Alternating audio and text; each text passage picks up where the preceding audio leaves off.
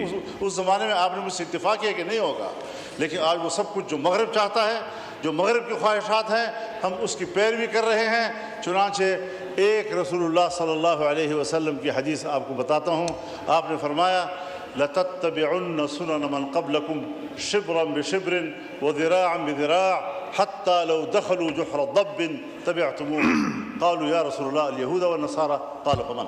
ایک زمانہ آئے گا جب تم بالشت اور قدم قدم پچھلی امتوں کی پیروی اس طرح کرو گے کہ اگر وہ گوہ کی غار میں گھسنے لگے تو آپ وہاں بھی ان کی پیچھے پیروی کرتے رہیں گے۔